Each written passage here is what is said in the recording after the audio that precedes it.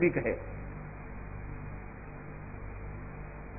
مسئلے میں رکوع قرات جبکہ مذکورہ رکوع قرات خلف اس مسئلے کو انہوں نے لیا. آمین بالجائے. یار تم اس میں پڑے ہوئے ہو, میں نے کہا نا کتے کو بسم اللہ اللہ اکبر کر کے ذبح کرو تو کتا حلال. بولو ایمان گڑبڑ ہے اگر ایسا کوئی مسئلہ ہے. یہ سب احادیث سے الحمدللہ سنتوں سے واضح ہیں. دنیا جانتی ہے ان چکروں میں پڑھ پڑھ کر کے یہ ڈیڑھ اینٹ کی مسجدیں بنی ہیں. ایک ہو جاؤ تو بن سکتے ہو خورشید مبین, ورنہ ان بکھرے ہوئے تاروں سے کیا بات میں. تعالوا الی کلمۃ سواء بیننا وبینکم, آؤ ایک کلمے کی طرف جو ہمارے اور تمہارے درمیان مشترک ہے. اللہ نعبد الا اللہ, کہ اللہ کے سوا کسی کی عبادت نہ کریں. ولا نشرک بہ شیئا, اور نہ اس کے ساتھ کسی کو شریک ٹھہرائیں. ولا یتخذ بعضنا بعضا اربابا من دون اللہ, اور نہ ہم میں کوئی ایک دوسرے کی تقلید کرے. رب بنانا یہی تقلید کرنا ہے. اس لیے تمام سب چیزیں سے بعد آؤ اور اللہ سے توبہ کرو. اللہ نے آپ کو تقلید کے لیے نہیں پیدا کیا ہے, اللہ نے آپ کو اطاعت و اتباع کے لیے پیدا کیا ہے. اطاعت و اتباع کے لیے پیدا کیا ہے. آپ نے بریلویت کو چھوڑ کر مسلک حدیث کیوں اختیار کیا ہے؟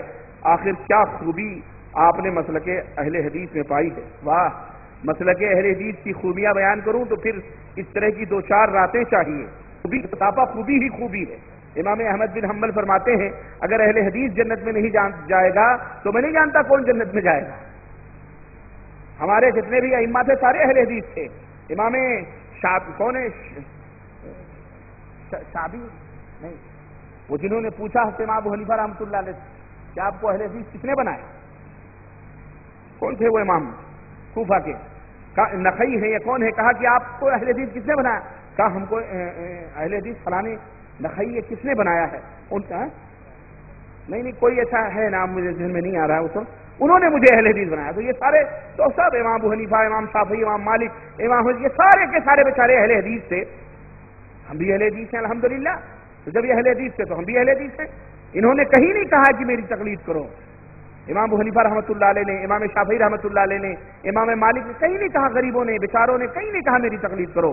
اگر کہا ہے فاتوا برہانکم ان کنتم صادقین, ہمارے اماموں کے دم چھلے نہ بنو, ہمارے اماموں کے نام کو بدنام نہ کرو. ان بیچارے بری ہیں یہ انشاءاللہ قیامت کے دن. ہمارا عقیدہ ہے کہ ان کی خطاؤں لغزشوں کو اللہ ضرور معاف کرے گا, ہماری دعا بھی ہے, اور انشاءاللہ یہ جنت میں جائیں گے. لیکن کوئی ضروری نہیں کہ ان کے دم چھلے بھی جنت میں جائیں, لات مار کے نکل جائیں گے. کیوں؟ اس لیے کہ یہ بری ہیں, یہ مجتہد وقت تھے. انہوں نے نہیں کہا کہ میرے نام کا مذہب بناؤ, میرے نام کے اوپر بھیک مانگو, میرے نام کو بنا کر کے امت کو ٹکڑے ٹکڑے کرو. رب ذوالجلال کی قسم ہے کسی کو بھی اماموں نے بٹوارا کرنے کا حکم بولو نہیں کیا ہے. سبوں نے کہا جاؤ اللہ کا کلام آ جائے, میرے نبی کا فرمان آ جائے, اذا صح الحدیث فہو مذہبی, جو بھی صحیح حدیث مل جائے وہی میرا. اور مولوی کہتا ہے کہ حدیث شیطان کے بچے